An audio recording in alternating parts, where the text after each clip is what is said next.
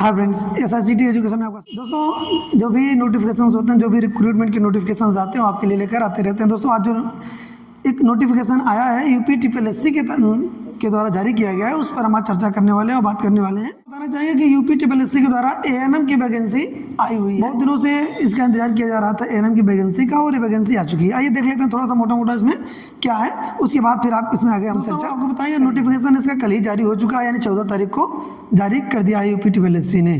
पूरा details notification अगर आप पढ़ना चाहते हैं तो आप उसके UPSSC की वेबसाइट पे जा सकते हैं, या हमारे जो है डिस्क्रिप्शन, इसी वीडियो के डिस्क्रिप्शन में जाके आप वहाँ से नोटिफिकेशन डाउनलोड भी कर सकते हैं। PDF हमने वहाँ पर दे रखा है, और जो भी चीज़ें हैं लगभग हम यहाँ पर आपको बता ही दे रहे हैं। लगभग चीज़ें यहाँ पर आपको हम बता रहे हैं। ऑनलाइन तिथि जो है इसकी दोस्तों ऑनलाइन 28/10/2024 से स्टार्ट होगा, और इसकी लास्ट डेट रखी गई 27/11/2024 तक। 27/11/2024 तक इसका ऑनलाइन होगा।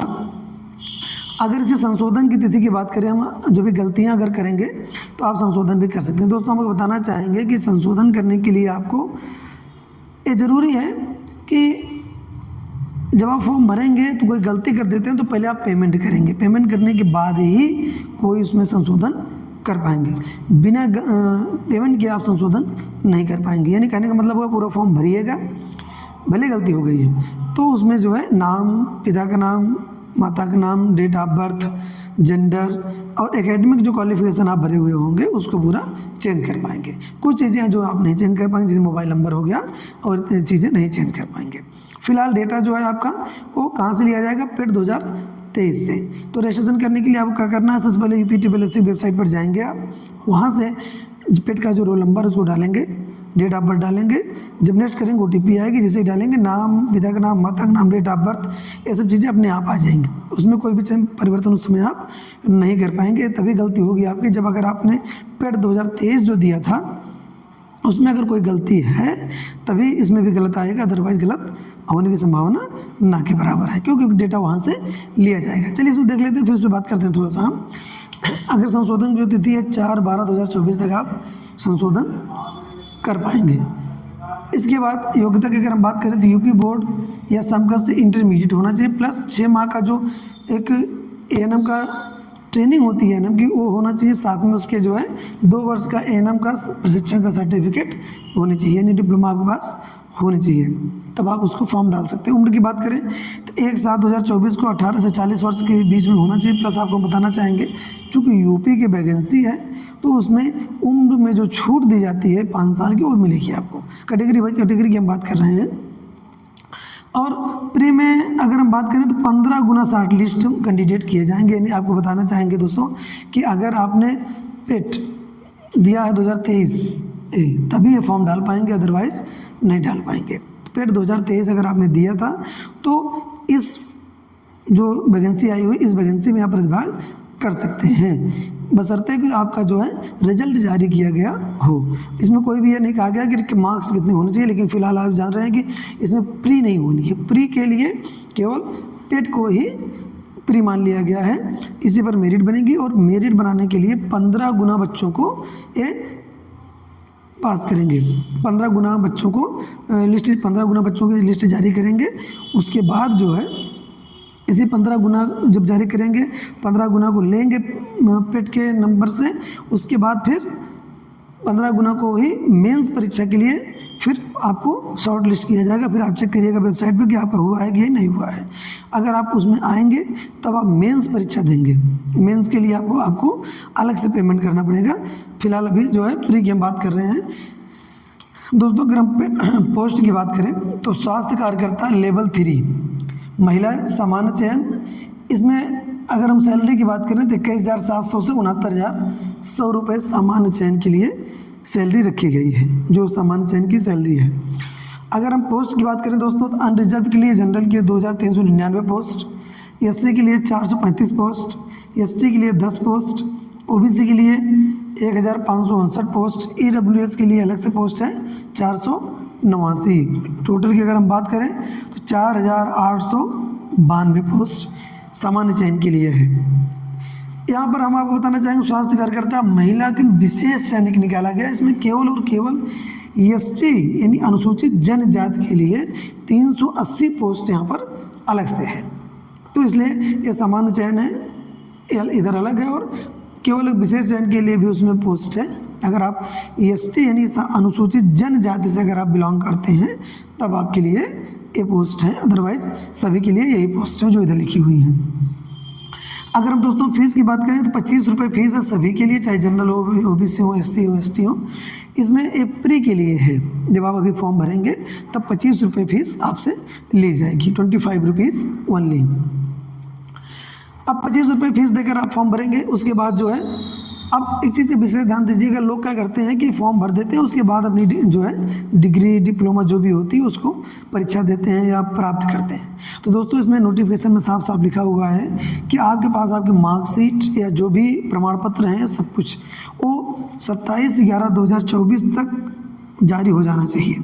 यानी इसके बाद अगर जारी है तब आप फॉर्म तो भर देंगे, लेकिन बाद में जब वेरिफिकेशन होगा तो आप निकाल दिए जाएंगे। इसलिए विशेष ध्यान दीजिएगा कि 27/11/2024 तक आपके पास वो सर्टिफिकेट अनिवार्य रूप से होनी चाहिए।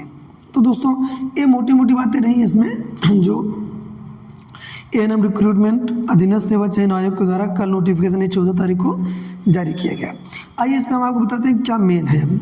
इस दोस्तों आपको बताना चाहेंगे कि पेट 2023 अगर आपने दिया है तब आप इसमें प्रतिभाग कर सकते हैं। इसमें प्री परीक्षा कोई नहीं होनी है, प्री परीक्षा के स्थान पर पेट का जो मार्क्स होगा उसी को ये लोग प्री मान लिए हैं, उसी में ही मेरिट बनाई जाएगी। 15 गुना बच्चों को पास कराया जाएगा, 15 गुना बच्चे लिए जाएंगे, जितनी पोस्ट है उसके सापेक्ष 15 गुना बच्चे आएंगे। जब शॉर्ट लिस्ट किए जाएंगे तो उन 15 गुना बच्चों में अगर जो पेट का मार्क्स है उस पेट के मार्क्स के आधार पर 15 गुना को पास करा लेंगे लोग।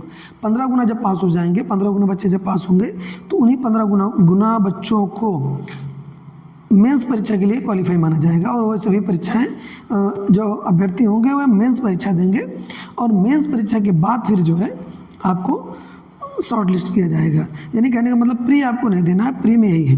मोटी मोटी बात यह है कि एक चीज़ और, पेट की परीक्षा चूँकि आप दे चुके हैं, डेटा आयोग के पास पहले से ही है, तो रजिस्ट्रेशन करने के लिए आपको कुछ नहीं करना, सीधे सीधे पेट के रजिस्ट्रेशन नंबर से ही आप यहाँ पर फॉर्म भर सकते हैं। OTP लेकर कैसे भरेंगे उस पर भी एक वीडियो अलग से लेकर आएंगे। इतना जान लीजिए कि उसमें पेट का जो रोल नंबर होगा उसी से रजिस्ट्रेशन नंबर से ही हम, जब आप रजिस्ट्रेशन नंबर और डेट ऑफ बर्थ इंटर करेंगे, नेक्स्ट करेंगे तो OTP आएगा। OTP डालते ही आपका पूरा डेटा खुलकर आपके सामने आ जाएगा, जिसमें नाम, पिता का नाम, माता का नाम, डेट ऑफ बर्थ इत्यादि चीज़ें, मोबाइल नंबर, ईमेल ID आ जाएगी।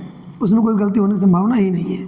अब वो गलती तभी हो सकती है जब आपने पेट के फॉर्म में गलती किए होंगे आप तब। चलिए एक इसके बाद ध्यान दीजिए कि फ़ोटो और सिग्नेचर जो है आपका, फ़ोटो और सिग्नेचर आपको लगाना नहीं, उसमें चेंज भी नहीं कर पाएंगे आप। फ़ोटो और सिग्नेचर वही रहेगा जो आपने पेट में लगाया था, यानी जो पेट की परीक्षा आपने दिया उसी पेट की परीक्षा का ही जो फ़ोटो और सिग्नेचर है वो इसमें आ जाएगा। उसमें आपको कोई भी चेंजेस आप वहाँ पर नहीं कर पाएंगे। ऑनलाइन आवेदन में केवल इतना ही करना है कि बस केवल अभी आपको फॉर्म भर देना, 25 रुपये का पेमेंट कर देना है, रिसीविंग निकाल के आपके पास अपने पास रख लेना है। फिर अगर उसमें अगर आप आएंगे 15% में जो, तो उसमें आपका जो है एडमिट कार्ड अलग से आयोग की वेबसाइट पर जारी किया जाएगा। आयोग उसमें एडमिट कार्ड जारी करेगा, तब आप जाकर मेंस की परीक्षा दे पाएंगे।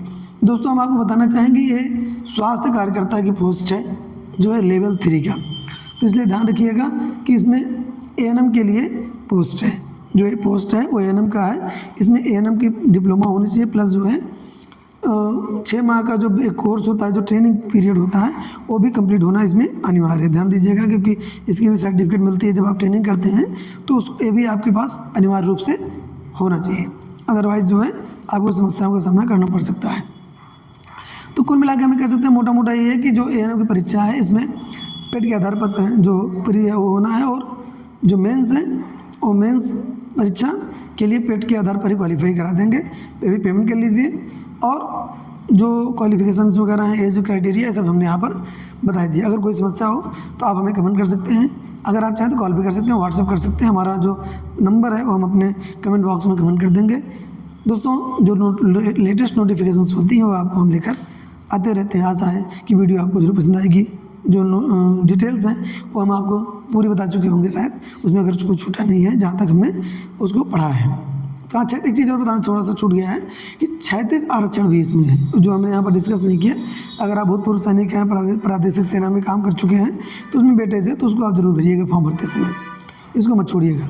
इसके अलावा भी कई जैसे PWD में जो दिव्यांगजन है उनके लिए भी उसमें कैटेगरी रखी गई, तो उसके लिए भी फॉर्म भरते समय आप उसको वहाँ पर इनेबल कर सकते हैं, क्योंकि उनके लिए अलग से पोस्ट रखी गई है और उनका आरक्षण अलग है।